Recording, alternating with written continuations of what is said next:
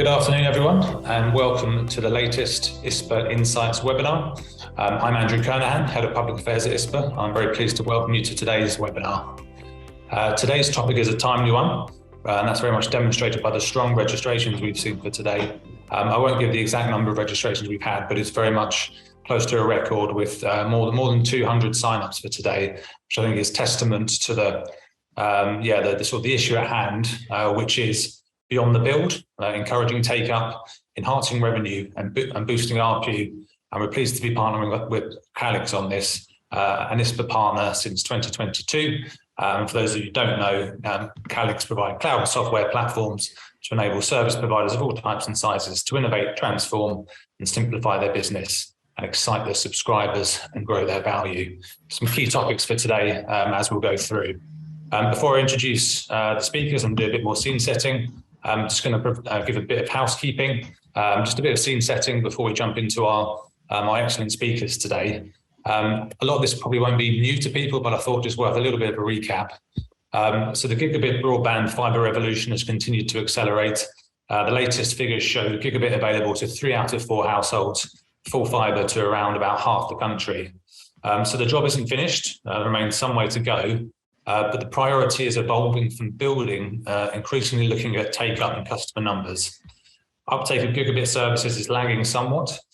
Take-up numbers are usually around the 25% mark, and that's according to the latest Ofcom market report from, I think, November last year. Looking at BT's own recent figures, I think they've declared 28.5% take-up of fiber products where available, which is good, but clearly shows there's some way to go.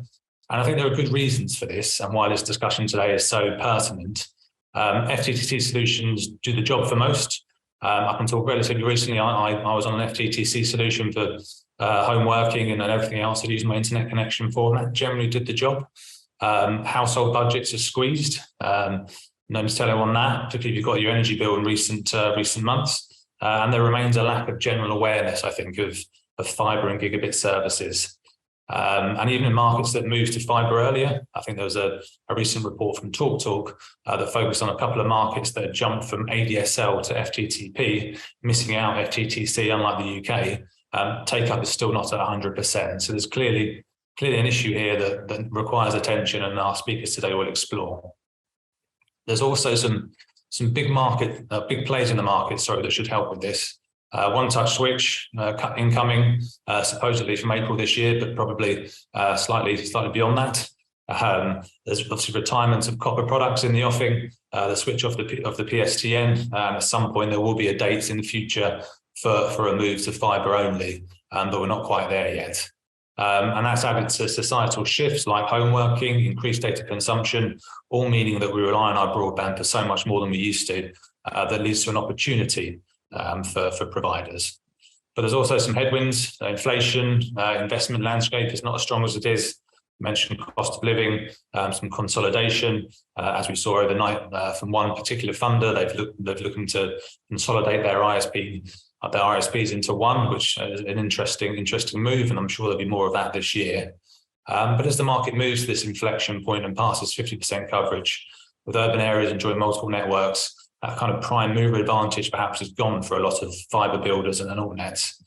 So how can we convert premises into customers? How can we make this a sustainable business model and get that 25% take-up figure much, much higher?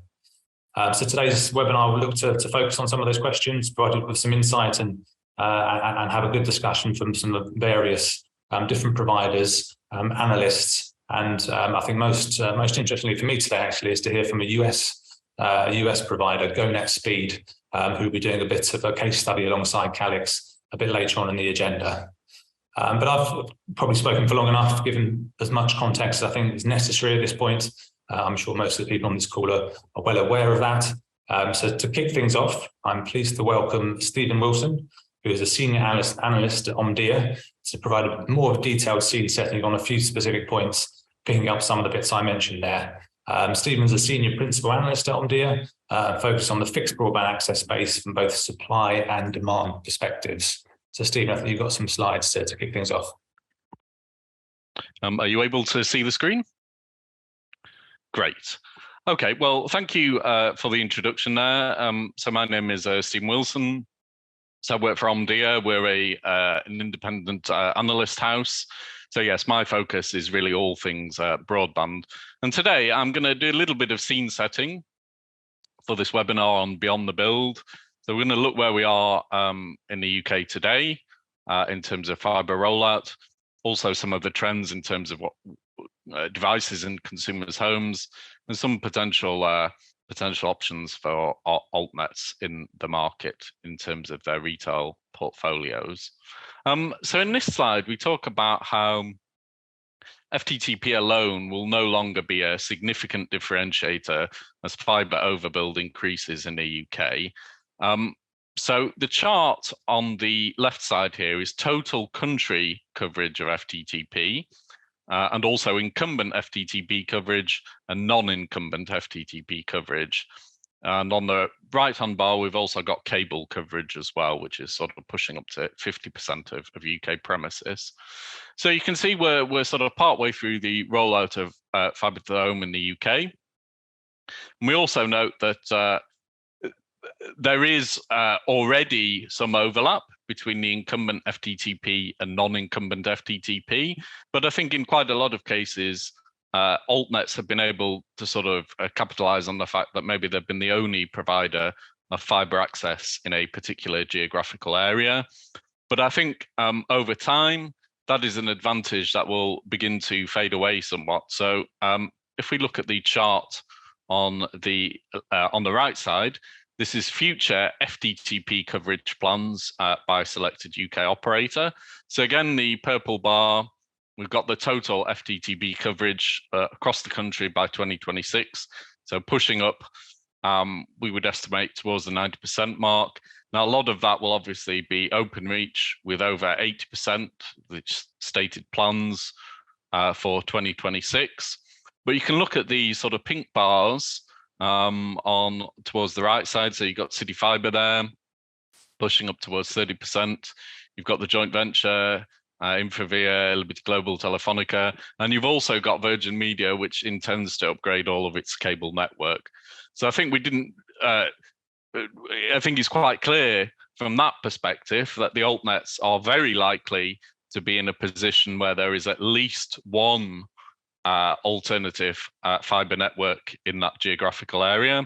And actually, it's quite likely there will be two alternative fibre networks in the same area, for instance, in those areas where Virgin Media has coverage. So I think the point here is that over time, the differentiation that fibre alone provides and that the higher speeds that fibre alone can provide will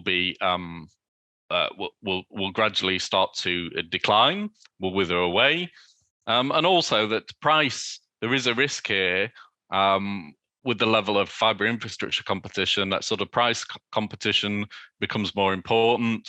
And so I think altnets need to be conscious of that and think of ways to sort of deliver a value to consumers. Now, turning our attention to what consumers are doing, I think that's very important for UK altnets to understand. And one thing we note here is that connected devices continue to proliferate in UK households, and that certainly there is a need for management, control and protection across such devices. So at Omdia, we do an annual consumer research survey. We did it towards the end of last year. It's our digital consumer insights survey. And as part of that survey, we asked end consumers, which of the following connected devices do you currently have? And the chart is showing the percentage of respondents that have the respective devices. So you can see here, I think the takeaway is the numbers are high. The average UK household has a very broad range of connected devices. So we can see smart TVs that's over 70%. But also, if you look at figures for things like smart speakers, that's pushing up to 50% of premises already. And also some of the other smart home devices as well. So smart thermostat, smart light bulbs, and so on. So lots of connected devices in UK households. And I think then there is an increasing complexity in terms of devices in the consumer's home. And that does bring this need for management of those devices, which could be done, for example, through an operator app, to control access to those devices. Control in terms of things like parental controls and turning on and off access to different devices at different times. Again, through an operator app, for example, and then protection across those devices as well. So things like connected home, cyber security, I think these numbers suggest are of importance. Now, our sense here then is that it is important for altnets to deliver and focus on an optimal customer experience. And in order to do that, they can provide services linked to the connected home, which at the same time, our sense is that there is a potential for such services to boost ARPUs. So the chart here, it's the percentage of responses to the question in our survey: how much extra would you be willing to pay on top of your monthly broadband bill to include the following features? So you can see there are a range of different services here. So some focused on application prioritization, so an online gaming service where gaming traffic is prioritized, connected home cybersecurity, so whole home cybersecurity that protects all devices, a focus on the latest Wi-Fi gateways and devices in the home. So I think all these things that cater to the growth in consumer devices, consumer connected devices, and things that move away from a pure focus on speeds and prices. These are areas that I think are worth examining for altnets. So there's a little bit of scene setting. So I'll stop sharing now and hand over to the next part of this webinar. Thank you, Stephen. I mean, the one question I just had around some of that, so some really interesting sort of numbers around the opportunity around a smart home and other sort of connected services. And I recently moved house, and when I did that, I got myself a Ring doorbell and a few other bits and pieces that I brought direct from the retailer. Do you think we're moving to a position where a service provider can actually offer that all wrapped up as one? Do you think that's realistic, or are we some way off from such sort of broad service offering, as well as the wraparound around that?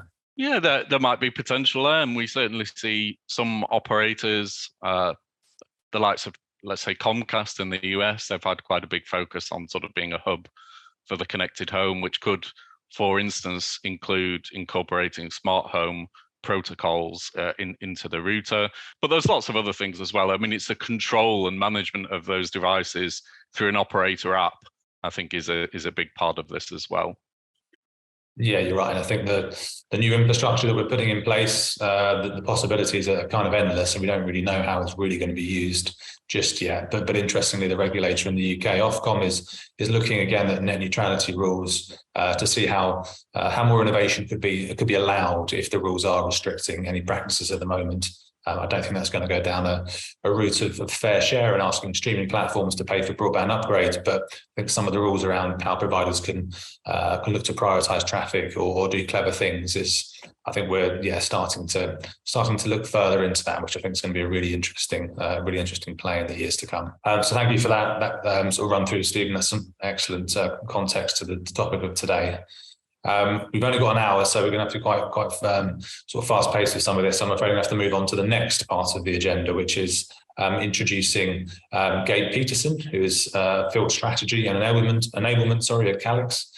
He's going to introduce a case study from the US ISP fiber operator GoNetspeed that I mentioned earlier. I think he's joined by Ashley Gustafsson, who's Director of Marketing and Community there. So Gabe, over to you just to kick off the next segment. All right. Thank you so much, Andrew. I really appreciate it. And you might be wondering what Ashley and I are doing here. Ashley is in New York and I'm in California. And, over here in the US, we have a hard time even spelling fiber the correct way. But I believe there are a lot of similarities between the UK and the US markets. And as I was listening to Stephen and looking at his slides as we were preparing for this webinar, so many of the same opportunities and challenges that exist in the US market also exist in the UK market. And I'm really pleased to be joined by Ashley today, who's going to be able to share some of her experiences and how she's been dealing with these challenges and opportunities in her business. And what we really want to do today is give you all some actionable tactics that you can take away to help you compete and win in the markets that you're serving.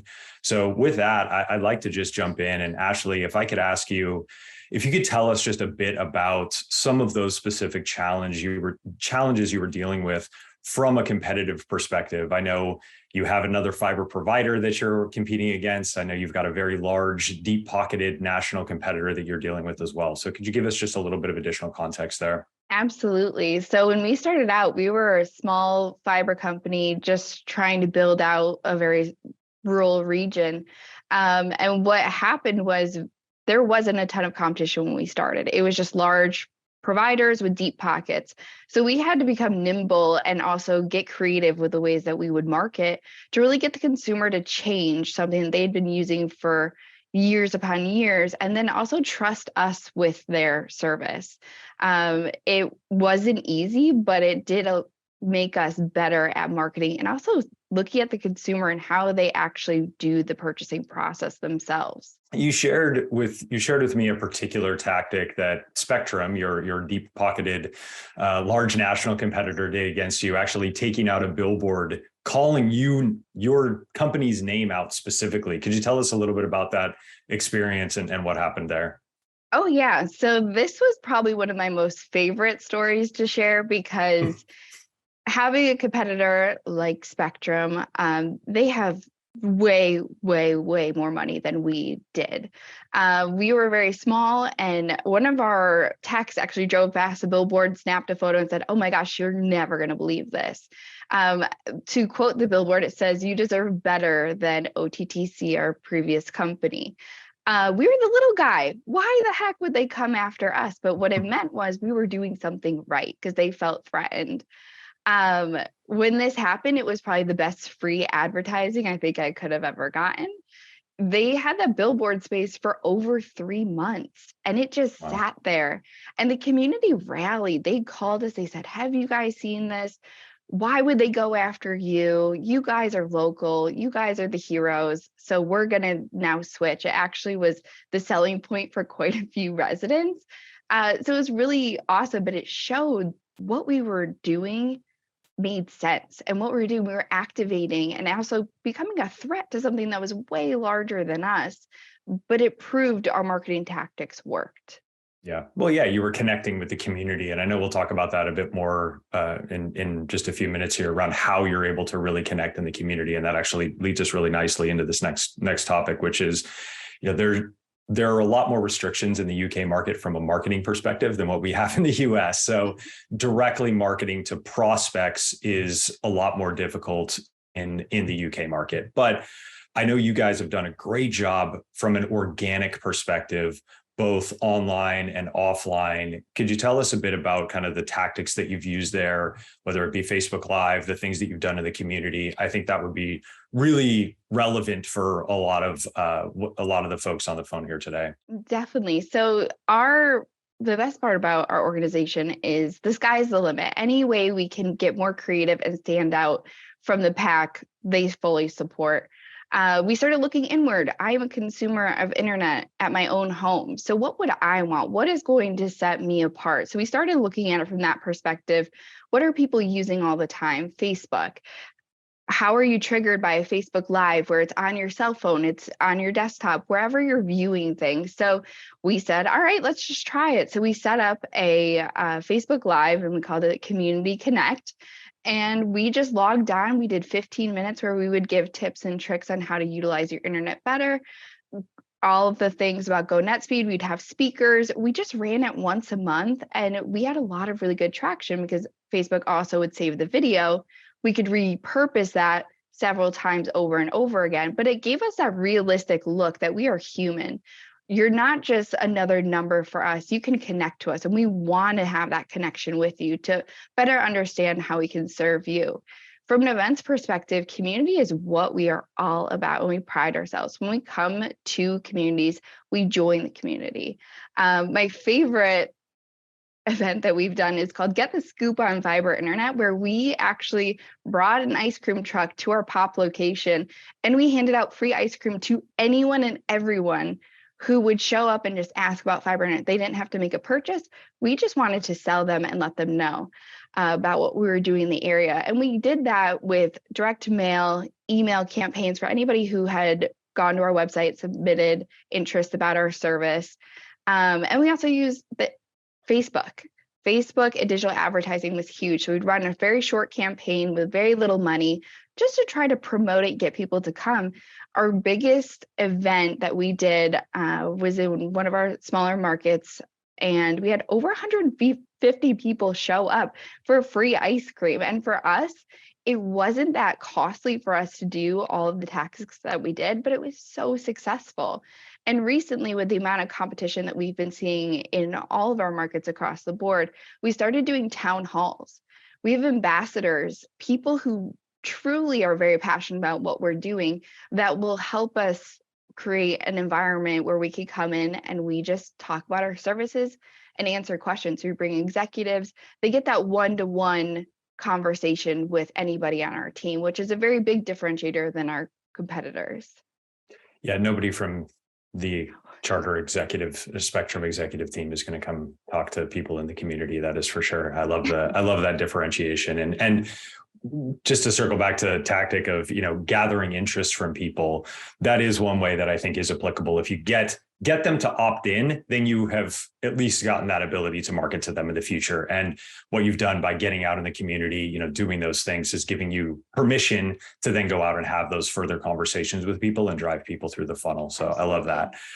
One of the other things I wanted to talk about was your technicians and the install process, because I know that's a huge piece of everything that you're doing. And I know you're very passionate about it, specifically actually having spent some time in the field with folks. So could you share just a little bit about what that experience was like going out in the field, having those conversations with customers directly, and how you're using your technicians in the home as a frankly, a great marketing tactic as well? Yeah. So I spent an entire summer going out with our outside plant team doing installs because I really wanted to understand where's the opportunity to either upsell or provide more information to that customer.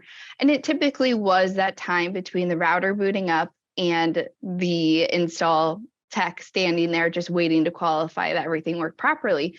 It can be a little awkward once a small talk is over. So I wanted to provide them with materials and ways to just educate the customer a little bit more. Our techs are fantastic. We all go through the same exact training every time something new is coming out. If there's an update to anything, we sit through the same thing. So they advocate for us significantly. We even went as far as putting QR codes on our trucks in the areas because people would see us hanging fiber.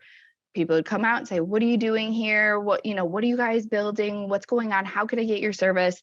So we put QR codes at their window so that it engaged a conversation. It also made it really easy to capture that lead because it went right to our website to a form where then we could then market to them successfully. So our techs, we provided them the materials, handouts, anything that they needed to answer, from pricing to speeds to any add-ons that were there, so that the consumer could have it immediately.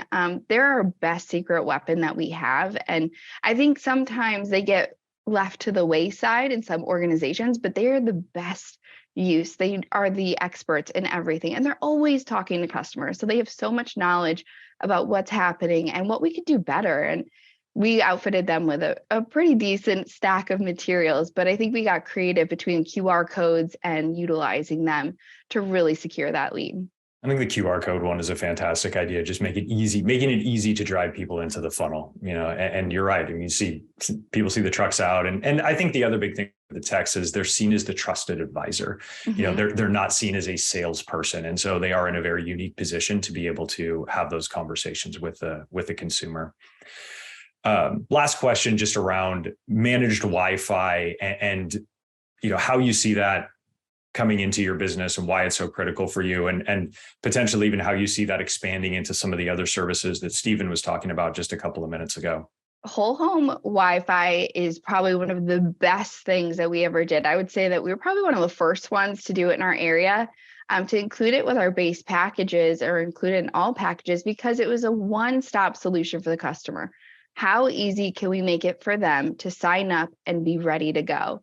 We've seen competitors who would not provide any managed services or anything additional besides just the internet. And it created, when the tech shows up, it's an awkward moment. Is the stuff here, is it going to work? Is it compatible? So if we could eliminate that issue, that installation process is seamless. And then the add-ons on top of it with parental controls and security, it's just an additional thing that provides validity to what we're doing and shows them we genuinely care and we do know what we're talking about, but we're here for them. That is our whole method to our madness, is being there for the customer and having them trust what we're doing. So to me, it was an absolute no-brainer. I will say in the US, a lot of our competitors have now followed suit, but we were the trendsetters, at least in New York, I will say As that. you always are, Ashley. Yes, indeed. Well, thank you so much. I really appreciate all of that context and those details that you shared there.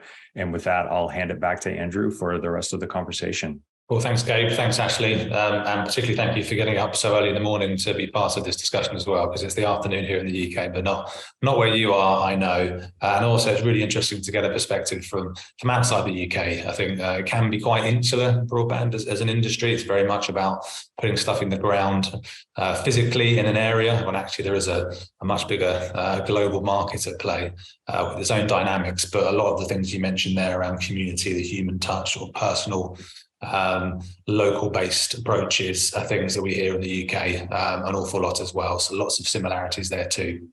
So thanks again. And I think actually some of this will probably come up during the final part of today's session, which is our panel discussion. So if I may, I'd like to ask our three panelists to come on board, and I'll just do a quick introduction before we jump into straight into the conversation. So I'm very pleased to welcome three ISPA members to the call, serving distinct but similar areas. We have a rural provider, someone rolling out in towns, and someone in a specific area who are challenging an incumbent that isn't BT or OpenReach, which is slightly unusual, but I think that gives a clue as to who that is. So pleased to welcome Mashood Ahmed, the Managing Director of Greyshot Gigabit. Mashood is the founder and is a passionate entrepreneur who has deep expertise on telecoms and fiber networks and has led Greyshot since inception. Greyshot's a fiber wholesale and retail FTTP operator and mostly rolling out in East Hampshire and the Surrey Hills. Also pleased to welcome Stephen Conlon, who's a marketing manager at Connection.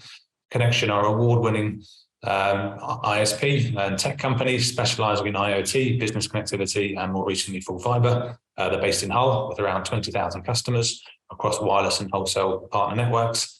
And as mentioned, they're challenging the incumbent in Hull, which is slightly different to the rest of the UK. Finally, pleased to welcome Matt Hedford, who's the CTO of Lit Fiber. Matt's been there since day one, which is just over 2 years. And has started his career in networks and enterprise and carrier, working with global organizations and business systems, and is now working in the altnet community. So welcome, everyone. So I'm just going to sort of jump into the questions. I know we had a pre-call just to test some of these out, so looking forward to the discussions today. I think to start with, I would like to ask an open question to all of you, and maybe I'll start with you, Mashood, first, which is, during my scene setting, I painted a picture of a slightly challenging market. How are you looking to stand out from the competition in 2023? Thanks, Andrew. So I think for 2023, I think what we're looking to do is to continue the education of our marketplace. So I think that is key for us as we progress in our build plans. So we're facing competition mostly from OpenReach providers. There's no alternative network fiber provider in our area other than ourselves. So key for us is really to educate the marketplace. We've got a specific demographic which in rural areas covers either 40 to 50-year-old with families, but also we have a lot of population of elderly. And in those demographics, we really have to understand our marketplace. We have to understand the types of demographics of the market that we're serving, and to try and reach out to them. And some of the challenges we have faced with regards to the copper switch off and other aspects are key elements that we need to try and address in terms of educating the market with regards to how and what fiber can provide and what the difference is between us and the incumbent super fast fiber providers. Cool, thank you. And Matt, as someone rolling out more in towns, how do you view the challenge of standing out from the competition? I mean, very similar to Machine really. I think about 15% of our network is also built by altnets, but other than that, it's all incumbent competition really.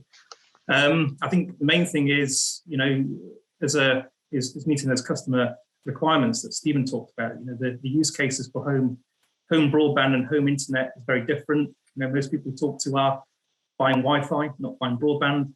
I think that's an education piece, as you talked about.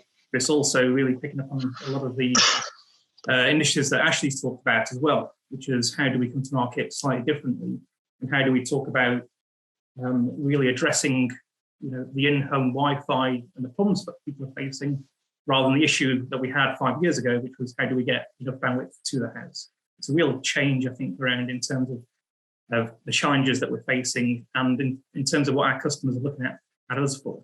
There's no point in us talking about speed when their issue is they can't get Wi-Fi in the study where they can work from. And understanding how we can address that, manage Wi-Fi, security concerns, more devices, understanding how they connect those. I think that addressing that, educating that, potentially looking at products that we can bring to the market that really make us stand out and really help the consumer will make a big difference. I wholeheartedly agree with the importance of the installation side of things. First customer contact. If your installation engineer is spending all their time resplicing your network rather than in the home talking about how Wi-Fi works, what your app does, then you as an industry have got a bit of a problem in terms of addressing the real need of our consumers. So for us, I think same as Mashud, this year is education, but it's also hopefully products to match up with the concerns and the issues that people are facing, and try and get the conversation away from a direct faster is better conversation.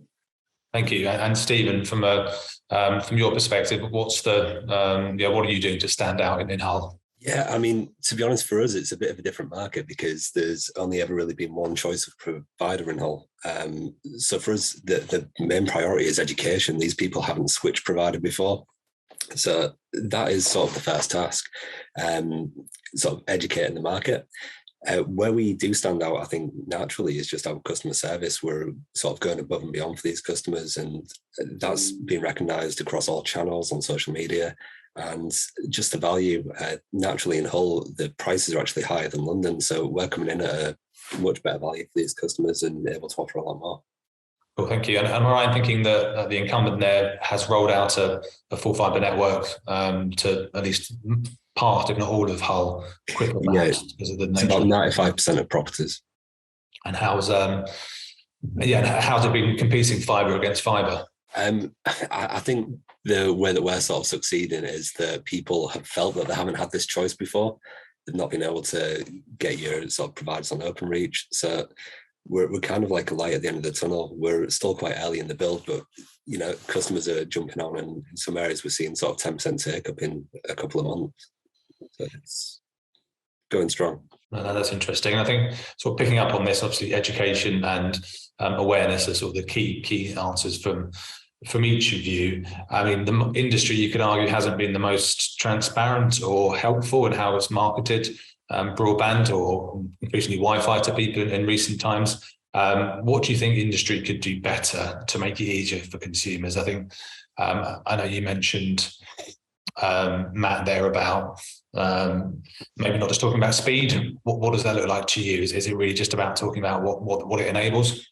Yeah, I think so. I think it's talking about the home use cases. You enjoy gaming, you enjoy keeping your family safe, your family uses the internet all the time, you're an IoT user, you've got 40 devices in your home.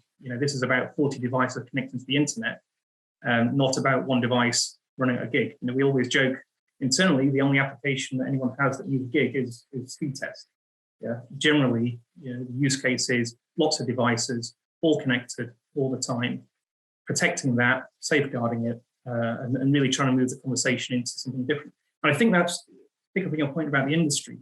We're in a bit of a vicious cycle because we all try and sell we have to sell based on speed and price to some extent because of the comparator sites and also affiliates.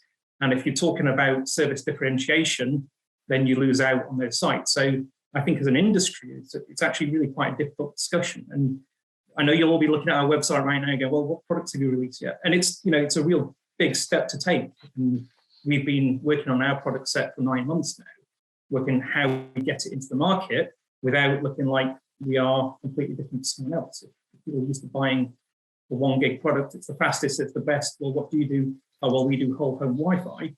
It's very difficult for a consumer to compare the two. So, I think as an industry, as you pointed out, we have to try and change that conversation. Innovation is not now, let's launch a 2 gig circuit. That's not innovation. Innovation is how we solve the current problems in the home. So that's really what we should be concentrating on. Well, hopefully as speed and reliability improves, which it will do with the new infrastructure, the conversation can turn to some of that in a bit more clearer way. I mean, Mashood, what's the foot in the door for you when you talk to customers? Is it speed? Is it reliability? Is it something else? We have to compete on speed firstly. In terms of speed, what we're doing is we're competing against OpenReach and the OpenReach providers. So what we do is we do targeted campaigns based upon the postcodes that we're serving, and we educate and do an awareness campaign to state that, okay, fine, maybe BT or an ISP is marketing you a 67 meg service, but actually what is the real speed that you're getting? What's the actual minimum guaranteed speed that they actually providing you? Is it 32 megabits per second and your guaranteed upload is only 8 to 9? And so when we do a comparison on price, then our package of 100 megabits per second at £29 versus a OpenReach service provider package of £29 that they're actually getting a third of a speed on a download and a tenth of a speed on the upload becomes a big differentiator. Then the other factor is that we're local. So just as Ashley is doing in GoNet Speed in the States, we're really focused on everything local. So we're a community-based education. We do parish town hall meetings, we do open day, we do fairs, fetes, we work with the parish county council and local MPs. We really try and educate our consumer base about the copper switch off and how that affects them. How does it affect them with their burglar alarms? How does it affect them with their telcare pendants, etc. And so basically our education campaigns and our differentiation arises not just from a price per megabits per value, but also what the value is to choose a local supplier versus a national incumbent that is really alien to them. And when it comes to support, our support is like less than 1 day versus theirs is, Ofcom standard 7 to 14 days. So it makes a big difference for us in order to educate them, but also then give them the value of a better customer experience. Thank you. And I mentioned at the start, we are in a challenging economic situation for customers, for consumers. As disruptors, as the three of you are you able to use the kind of cost of living crisis as this may sound a little bit cynical, but almost like an opportunity to talk to customers because you can be a bit more flexible with some of your contractual pricing than perhaps more long-standing companies? I don't know if Stephen, you wanted to pick up on that first. Yeah, it's a tricky situation for a lot of people. We do actually have a lot of wireless customers and we're working with them. Naturally, they were paying much lower prices. So we're looking at how we can sort of move them over to full fibre, but retain those prices. It is quite a challenge because it's not something that we really want to offer out to the full market, not straight away. So it's something we are building on. I think when it comes to the cost of living crisis as well, there's ways that ISPs can look to just sort of keep the costs down and be a bit smarter. If there's any sort of better efficiency in operations, I think that's key. Thank you. And Matt, from your perspective, are you using this as an opportunity to maybe look at a social tariff or other ways of supporting some more vulnerable customers? Certainly going through the onboarding process with the DPP at the moment for social tariff. I think also, as you're kind of hinting at, we're not looking to increase our prices. We can keep our prices exactly as they are. And I think also to Stephen's point, one of the great things about having a brand new network is, it's built with efficiency in mind. It's built to be run with a very few number of people, with all the effort going into the front end. And that, again, as Stephen was saying, really helps us manage our cost base and ensure that we can do full prices where we are, and also compete where we need to. Thank you. Mashoud, I think I read a press release saying that Greyshot has launched a social tariff. Is that correct? Yeah, absolutely. We launched it in the middle of the summer this year. I mean, again, because of our demographics of the areas that we're serving, we have requirements for social housing, as well as we actually have requirements beyond a standard incomes-based or income support-based social tariff scheme. We actually launched it to a wider audience, which included some of the elderly, because above the age of 65, a lot of people don't get some of the income support level benefits because they're in the retirement age. And so we extended the coverage there. We actually offer a 100 meg service for our Social Connect package at £20 a month. We've seen some altnets who offer a much lower speed for social tariffs, which we find quite confusing, especially if they're offering a 200 meg package for only a few pounds extra. So I mean, for us, in order for us to determine a qualitative experience, we don't discriminate from a customer who is taking a social tariff versus a customer who's taken a paid service. I mean, our minimum service level is 100 megabits per second, and we want to offer the same, CSAT type of, customer satisfaction and customer experience across the board. Just to come in at this from a slightly different angle as well, one thing that we've been looking to do is partner with local businesses. We are a local company and really integrated with the community, but one thing that we've been looking to do is referral schemes with local businesses where, but when a customer signs up, if they say that they signed up because they saw us local business or community via a poster, we're looking to donate money, like I think looking at about £25 at the minute, to these businesses, just to help them out through this cost of living crisis. And I think that just helps to give that sense that we are in with the community and we're looking to do good.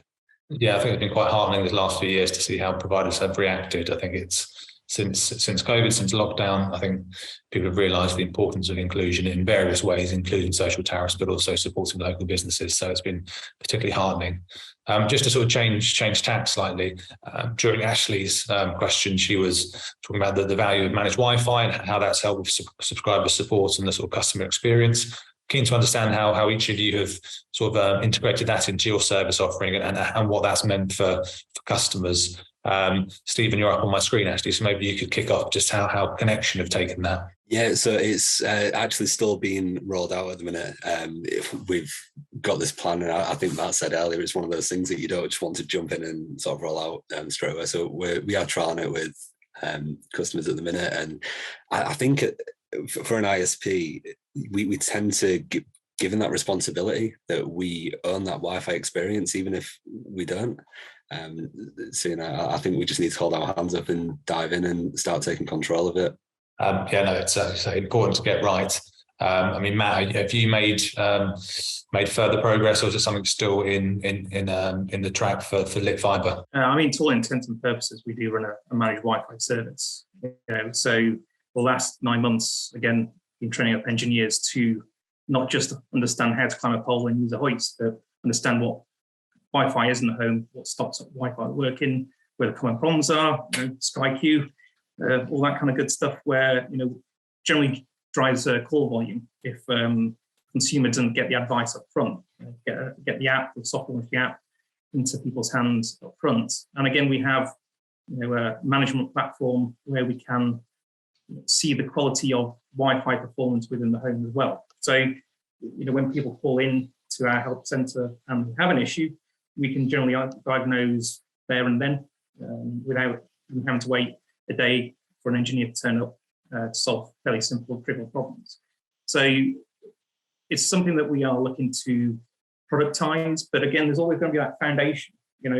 I think, as everyone said, if you look at the Trustpilot scores for all of us, and for a lot of the altnet community, one of the strong points is customer service and that initial conversation. And when we're recruiting install engineers, it's all about, can you speak to a customer? Are you willing to learn more than just being a fiber splicer? Because it's not, you can't just charge or say we're now doing managed Wi-Fi and have a fiber splicer turn up and try to talk about Wi-Fi.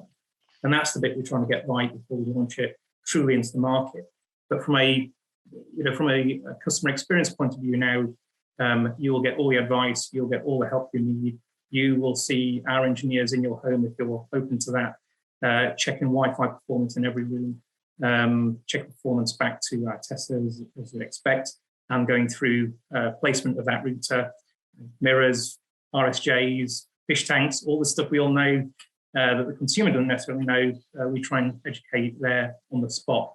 That stops the calls to us, that creates better customer service, allows us to spend more time doing other things. Can't help thinking that all the rules around sort of consumer protection, most of Ofcom's body of work is based around an FTTC or even ADSL infrastructure or solutions. So actually they're going to have to probably ditch quite a lot of their rules when it comes to proper take-up of FTTP, because it just won't be relevant, which is actually quite an interesting topic for another time. I mean, Mashoud, do you offer sort of mesh systems? Is it set up for you at this point? Yeah, I mean, managed Wi-Fi is a key differentiator for us. It's something that we know that the incumbent ISPs on the Openreach network aren't providing at the moment. They're very slow in terms of new service delivery. And so we provide managed Wi-Fi as a standard service for all of our customers. I mean, basically, it starts at the tech, at the survey stage. So it really helps us to set the customer expectations at survey stage. We then do a site survey at each of our customers. We identify dead spots in the customer homes. So, if a customer's taking a 100 meg package with just one router, etc., and they've got a 4 or 5 bedroom property, and they expect their Wi-Fi coverage to go everywhere, then we set that expectation to say, okay, you either need to take additional mesh devices, or you need to go with one of our higher packages that include 2 or 3 mesh devices as standard. And then we also at the time of installation, we then try and educate the customer with regards to the mobile application that we've provided. And that mobile application enables them to, basically do speed tests, understand parental controls, ad blocking, IoT, etc. And all of those facets then really enable us to actually reduce our OpEx as an operator, because a lot of requirements are self-service, and the customers can do the self-service. And because we've got a dashboard that it can help us remotely troubleshoot, we don't then need to send out field engineers each time to resolve customer issues. And then on top of that, what we actually do is we do Wi-Fi clinics. We have like a cake and coffee fortnightly clinic for some of the residents who are unaware of what the app does, or what how to connect their printers or their Sky Glass TVs, etc. So we do these clinics with our local PC help desk companies, business companies. We have a partnership with them, and by virtue of that, we actually get a lot of people coming in with just general inquiries, and based upon that, we actually offer really good managed Wi-Fi beyond service for our customers. Cool, thank you. We've had a couple of questions in the chat. Before I bring them in, just wanted to pick up on something we've been talking about throughout, which is about brand and how you've managed to. Broadband is actually can be quite a dull product, dull service. Obviously, everyone talks about Wi-Fi. Curious to know what people thought about for their brand to make them stand out, and to and not just talk about broadband and telecoms. Mashoud, you're on the screen again, so maybe I'll start with you and then bring the others in afterwards. I mean, frankly speaking, we're Greyshot Gigabit, so our brand is Greyshot and it's Gigabit. And so we started off on that basis. We wanted to differentiate the fact that we are a Gigabit service provider. So we essentially use the Gigabit in terms of the speed differentiation from what super fast or ultra fast or any other fast type of service. Essentially, we provide a fiber to the home service or fiber to the premise service with Gigabit. The fact that we're Greyshot and the surrounding areas pretty much know us because we are that trusted local service provider. And so as and when we expand, we'll probably be called something else gigabit and something else gigabit, and we'll replicate our brand and our messaging moving forward as we expand in the surrounding areas. As you say, it does what it says on the tin, doesn't it? Which is a good exactly. Matt, it's a lit fiber. Clearly, it's a people talk about dark fiber. Was that part of the brand name? I suppose for most consumers that wouldn't mean a huge amount. Yeah, exactly. It's a play on words, really, in terms of lit fiber. I know when we were going through the discussions, there was some concern around street version of what lit means, but I think we've avoided that quite well. I mean, in terms of brand for us, it's really, as Mashoud and Stephen have both been saying, it's working within the community. I think we've tried quite a lot of things within the community. I think my favourite is we bought 20 ukuleles and ran a ukulele session at Chippenham Community Hub.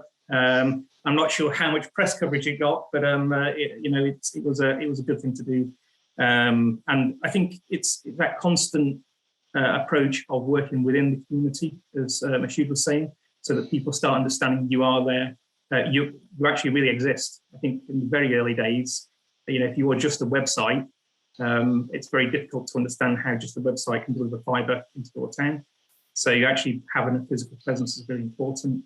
Again, I think one of the real turn-ups for us was also having a community team that walks around door to door, not necessarily selling, but saying, hey, we're in the area, we're going to start this work. Just being physically there has made a big difference to ourselves. And I think that's a bit of a change. Up front, our assumption was we'll be great, we'll be online, we'll be on social, and we do those things as well. But actually having people in the town, being visible, obviously branded vans has really made a big difference. And I think the one thing that we're probably all trying to get across is, we actually care, we really care about our product. We really care about delivering a really great product. And we actually really care about the towns that we deliver into. And we try and get that across all the time. So, I'm sure it's the same for everyone. When we get a negative Trustpilot review, it's like a stake through the heart. So, try and get that across to a consumer, which we're not the incumbent. We don't operate like that. We have different values and why we're here, I think is really important. Thank you. And then Stephen, anything to add from your perspective? Yeah, I think for us, we've got a very different tone of voice from the incumbent in our city. So we're like the opposite of formal. We're really down to earth, and we speak to the customers, not necessarily like they're our friend, but just a hell of a lot less formal. I think that works really well for us. The community work that we do, we receive a lot of really good feedback on that. It's also really fun to do, and I think the team love just going out for those days. We did actually do a bit of a brand survey, and we found that our vans were the most recognised thing. So we've actually got gold medalist Luke Campbell from the Olympics as our brand mascot. He was outweighed by our vans. So it just shows that like vans driving around all the time, they do have a big influence on that brand awareness. Thank you. And just for questions from the audience, we one for each of you actually. I'm conscious of time, but we can rapid fire on this. What customer-focused strategies have had the biggest impact on your success? Again, Stephen, you're up on my screen, so maybe you go first. I'll bring in Matt and then Mashoud. Yeah, so I would definitely say it's been in with the local communities. We're building in a rural village at the minute, and we've had some really good feedback. I think the key is that you're not just there to educate your market, you're actually there to educate yourself on the market. You get this really valuable feedback, and you're able to put that into play moving forward, and it helps you to build that understanding. So I'd say the community work is probably the biggest impact. Thank you. And Matt? Yeah, boringly, I have to really agree with Stephen. I think that's the key differentiator and really aids in the conversation. I also think anything that really helps sell the right product up front is a customer-based strategy, i.e. Being upfront about what you're trying to achieve in your home and why you're using fibre and what it can do for you is also really important. It stops the conversation afterwards because, well, you promised this, but I'm getting this. And I think Mashoud touched on a bit of that. Yeah, Mashoud, just to finish up on that, if you may. Yeah, I mean, so basically one of the key aspects of our area is that other than the fact we're providing fiber, we actually have little to no mobile coverage. So 3G, 4G signal is next to none. So one of the key initiatives that we're doing now, which is really driving both businesses, residential, but also the parish council that we're working in tandem with, is a community Wi-Fi scheme. So essentially using our great Wi-Fi devices that we have in our home, etc., to create a community Wi-Fi cloud, and that's really actually helping us to accelerate the uptake from both a commercial business perspective and also from a residential perspective. So you know, it's linking a problem that we have in the area with no mobile coverage and trying to find a solution for that. Cool, thank you. I think final question just on the chat is around the internet as a utility. And I think the question posed is, would the panel think that we can move to more like a utility-based infrastructure where people pay for what they use? What are people's thoughts on that? It feels like things have gone in a very different direction on that. But Mashoud, what are your thoughts on that? I mean, frankly speaking, yes. I mean, in times to come, we're not going to be talking about speeds. I mean, nobody says how fast is your gas pressure or how fast is your electricity no more. So it's going to be an on or off service. I think the key differentiator is going to be how a service provider can add value-added services on top of the basic utility function of what broadband can provide. And the ones who are agile and who can provide new services, which is quite alien for the telecoms industry because we're quite slow into providing new services. But the ones who are agile are the ones who are going to win. Good point, Matt. Yeah, I think the utility is slightly different to the question posed. The utility is speed is not an issue anymore, so it's about the service from top. So, you know, using Mashoud's analogy, you know, you never worry whether you're getting 220, 240 volts into your home. Well, why should you worry about the speed of broadband if you can give you a gig? It's all about how you use that, what you're using it for on top. So yeah, I think if we're all offering very similar services, if fiber is national, it is more utilitarian in very much its concept and in terms of the services offered. But that's where the ISP differentiation really starts to come into play, I think. Thank you. And final word to you, Stephen. Yeah, I mean, given that every home now pretty much has dozens of connected devices, we always say, like, people realize the internet's gone off before the water. You tend to always have some sort of device connected and you're not always using your water. So I think broadband is actually coming up the stack in the utilities sort of hierarchy. I think give it 10 years and that may be a sort of way that broadband is run, where it's, you know, you pay to use it. Or I think the main problem is that there's costs involved. So your router installation costs, and that's obviously going to put people off if they've got to pay £100 to £200 up front. Yes, no, thank you. It's a useful way to wrap up. We're at time. As ever, this has gone very quickly, and maybe in the future we'll give ourselves a bit longer to really explore in more detail. So unless there are any final questions from the audience or any comments panelists would like to make, just calls upon me to say thank you very much to all of our speakers for today for going through this important theme. One we'll be exploring further with ISPA this year, both in other webinars, in-person events, but also some of the output we put out this year as well. So if there are no final questions, I would like to say thanks again and see you again soon on another ISPA Insights webinar. Thanks everyone. Goodbye.